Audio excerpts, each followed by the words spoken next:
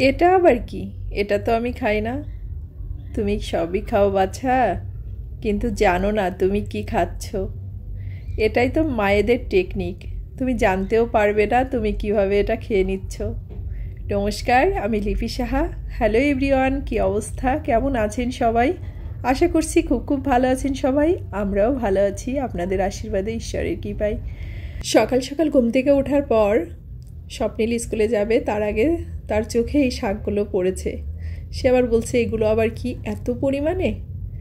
তো ওর পাপা গতকাল রাত্রে অনেকগুলো শাক কিনে এনেছে। আসলে এগুলো অনেক দেখলেও এটা কেটে বেছে একদমই অল্প হয়ে যায়।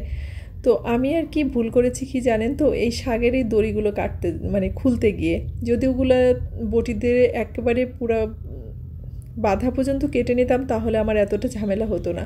তো স্বপ্নিলকে সকাল সকাল স্কুলে পাঠিয়ে দিয়ে আমি সব কাজ করার আগে আগে ভাবলাম যে শাকগুলোকে বেছে নিই, কারণ শাক বাছাটা আমার কাছে মনে হয় অনেক কুড়ে একটা কাজ। আর শাকগুলো ঠিকঠাকভাবে বাছতেই হবে। আর এই শাকের যে কিছু কিছু ফুল আছে, তো ওগুলোকে আর কি ফেলে দেব। এটা হচ্ছে বেতো শাক, সবাই কম বেশি চেনেন। তো বেতো শাকটা কিন্তু শীতের দিনে বেশি পাওয়া যায়।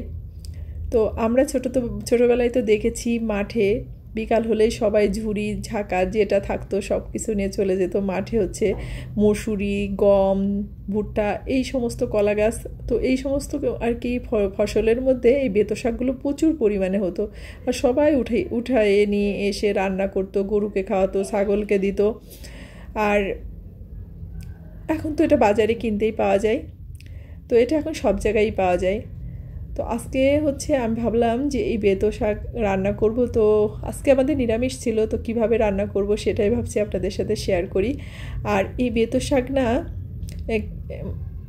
অনেকেই মানে এটা ভাবে যে খাবো, অনেকে, আমি পছন্দ করতাম না।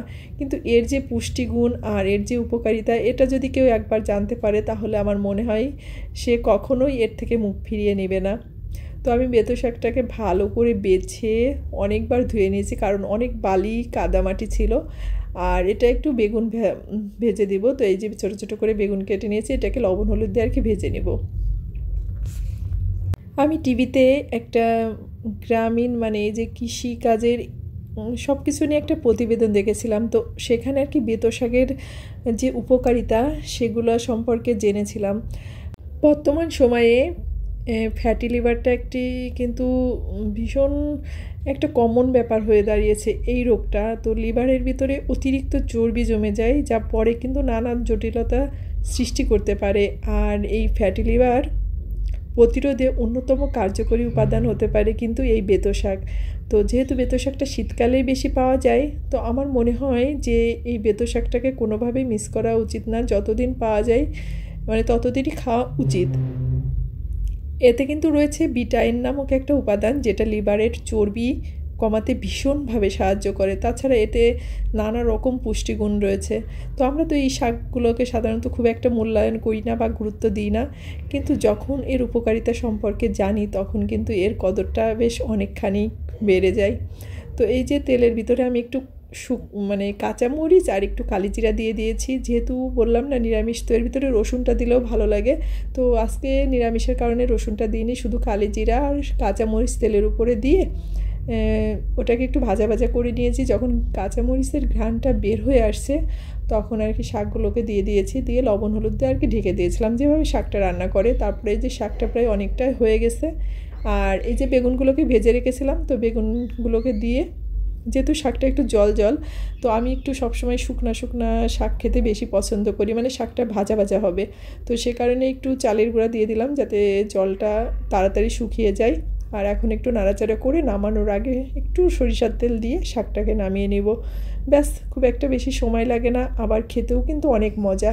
তো এই যে একটু শেষে একটু চিনি দিয়ে দিলাম।